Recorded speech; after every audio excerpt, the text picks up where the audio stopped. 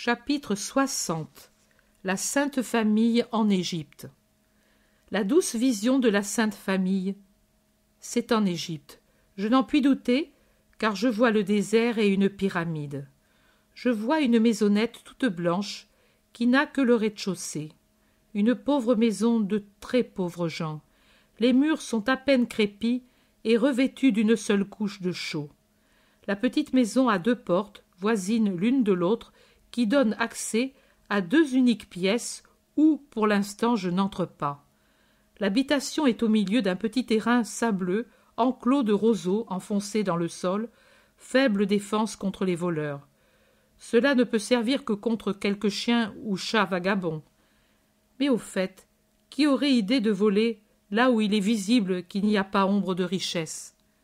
Sur l'enceinte des roseaux, rendue ainsi plus épaisse et moins misérable, on a fait pousser des plantes grimpantes qui me paraissent être de modestes liserons.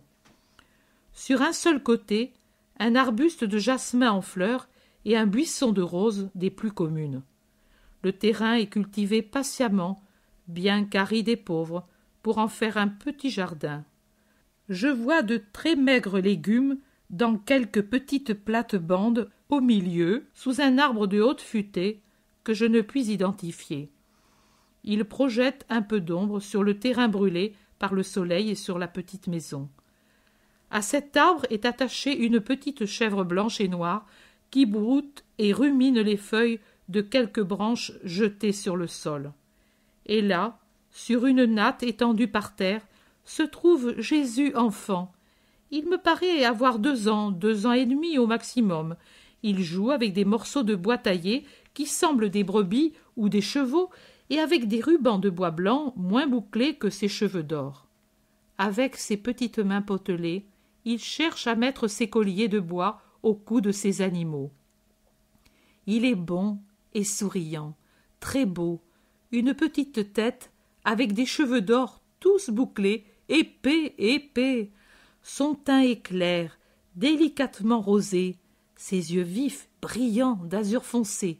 L'expression est naturellement différente, mais je reconnais la couleur des yeux de mon Jésus, 2 saphirs sombres, très beaux. Il est vêtu d'une longue chemise blanche qui lui sert de tunique. Les manches arrivent au coude. Aux pieds, rien pour le moment. Les minuscules sandales sont sur la natte et servent elles aussi de jouet au bébé. Il y a tels ces animaux qui tirent la sandale par la courroie comme si c'était une petite charrette. Ce sont des sandales très simples, une semelle et 2 courroies qui partent l'une de la pointe, l'autre du talon. Celle qui part de la pointe bifurque ensuite à un certain endroit. Une partie passe dans l'ouverture de la courroie qui vient du talon pour aller s'agrafer avec l'autre partie qui forme un anneau au cou du pied. Un peu à l'écart, elle aussi, à l'ombre de l'arbre, c'est la Madone. Elle tisse sur un métier rustique et surveille le bébé. Je vois ses mains minces et blanches aller et venir en jetant la navette sur la trame et le pied chaussé d'une sandale qui meut la pédale. Elle porte une tunique couleur violet rosé comme la couleur de la fleur de mauve. Elle a la tête nue et ainsi je peux observer qu'elle a ses cheveux blonds séparés en 2 bandeaux sur la tête. Ils sont ensuite simplement tressés et retombent agréablement sur la nuque. Les manches de son vêtement sont longues et plutôt étroites. Pas d'autre ornement que sa beauté et la très douce expression de son visage. Son teint, la couleur des cheveux et des yeux, la forme du visage, tout est comme je la vois d'ordinaire. Ici, elle paraît très jeune, à peu près dans les 20 ans. À un moment, elle se lève et se penche vers le bébé. Elle lui remet ses sandales et les lace soigneusement. Puis elle le caresse et lui dépose un baiser sur la tête et sur les yeux. Le bébé balbutie et elle répond « Mais je ne comprends pas les paroles ». Puis elle revient à son métier, sur la toile et sur la trame. Elle étend un linge, prend le tabouret sur lequel elle était assise et le porte à la maison. Le bébé la suit du regard, sans l'importuner quand elle le laisse seul. On voit que le travail est fini et que le soir arrive. En effet, le soleil descend sur les sables dénudés et un véritable incendie envahit tout le ciel derrière la lointaine pyramide.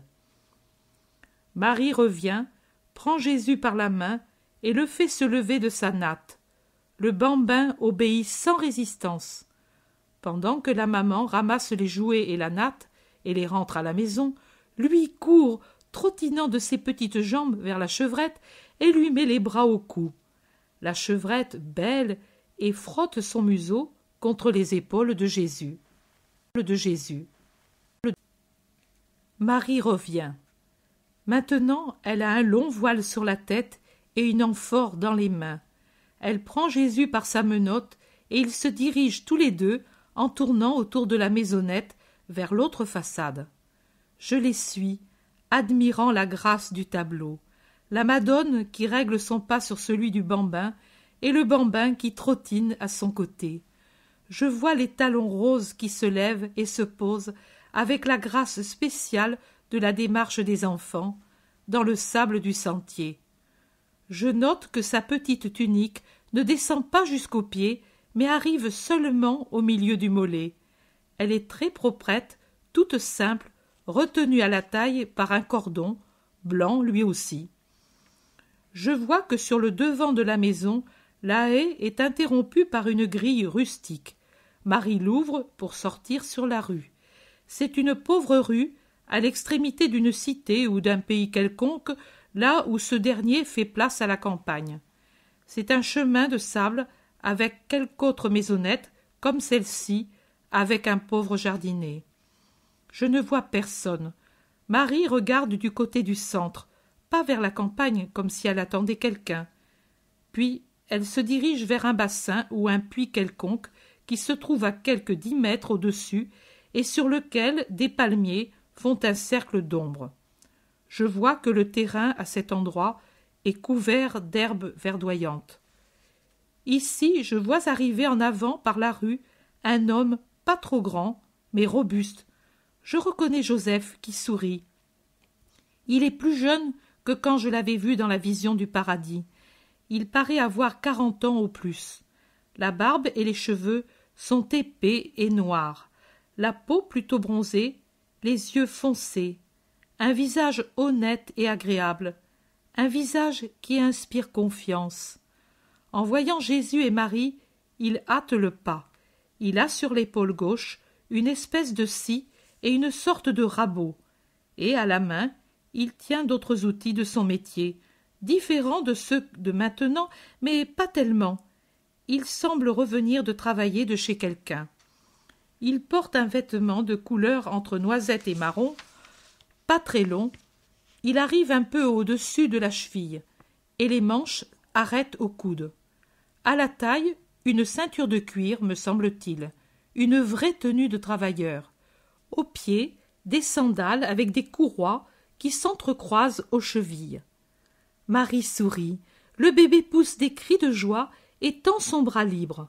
Quand les trois se rencontrent, Joseph se penche pour présenter au bébé un fruit qui, par la forme et la couleur, semble une pomme. Puis il tend les bras. Le bébé laisse sa mère et se blottit dans les bras de Joseph, courbant sa tête dans le creux de l'épaule de Joseph, qui lui donne et en reçoit des baisers. Un mouvement tout plein de gracieuse affection. J'oubliais de dire que Marie s'était empressée de prendre les outils de Joseph pour le laisser libre d'embrasser le bébé. Puis Joseph, qui s'était accroupi pour se mettre au niveau de Jésus, se relève, reprend de la main gauche ses outils et avec le bras droit tient serré sur sa poitrine robuste le petit Jésus. Il se dirige vers la maison pendant que Marie va à la fontaine remplir son amphore. Entré dans l'enceinte de la maison, Joseph met par terre le bébé, prend le métier de Marie et le rentre, puis traite la chèvre. Jésus observe attentivement ces opérations et regarde Joseph qui enferme la chèvre dans un petit réduit construit sur un côté de la maison. Le soir tombe.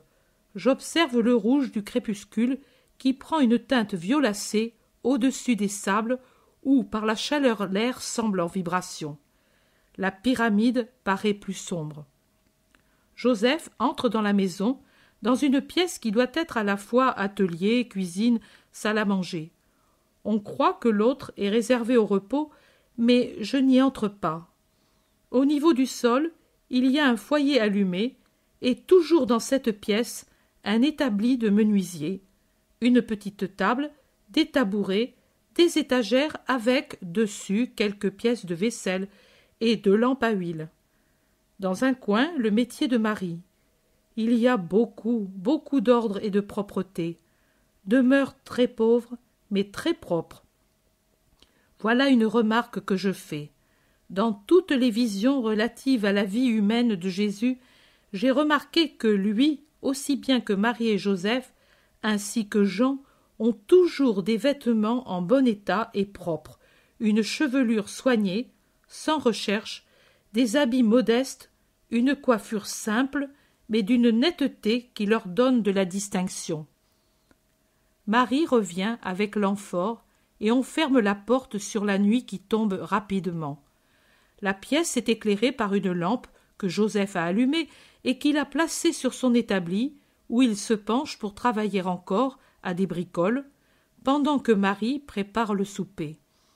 Le feu aussi éclaire la pièce. Jésus, les mains appuyées sur l'établi et la tête dressée, observe ce que fait Joseph. Puis ils s'assoient à table après avoir prié. Ils ne font pas naturellement le signe de croix, mais ils prient. C'est Joseph qui prie et Marie qui répond. Mais je ne comprends rien. Ce doit être un psaume, mais on le dit dans une langue qui m'est totalement inconnue. Puis on s'assied. Maintenant la lampe est sur la table. Marie a sur son sein Jésus, à qui elle fait boire le lait de la chevrette. Elle y trempe des morceaux de pain coupés dans une miche ronde dont la croûte est noire, noire aussi à l'intérieur. Ce doit être un pain de seigle ou d'orge. C'est parce que c'est du pain bis qui a beaucoup de son. Joseph mange en même temps du pain et du fromage, un morceau de fromage avec beaucoup de pain. Puis Marie assoit Jésus sur un petit tabouret en face d'elle. Elle apporte des légumes cuits, il me semble cuits à l'eau et assaisonnés comme nous les faisons nous aussi d'ordinaire. Elle en mange, elle aussi, après que Joseph s'est servi. Jésus mange tranquillement sa pomme et sourit, découvrant ses petites dents blanches. Le repas se termine avec des olives ou des dattes. Je ne comprends pas bien. Pour des olives, elles sont trop claires. Pour des dattes, elles sont trop dures. Du vin, rien. Repas de pauvres gens. Mais elle est si grande la paix que l'on respire dans cette pièce. La vue d'un riche appartement de roi ne pourrait me présenter rien d'aussi charmant.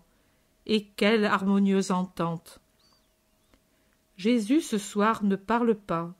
Il ne m'explique pas la scène. Il m'enseigne par la vision qu'il me donne, et c'est tout. Qu'il en soit toujours et pareillement béni.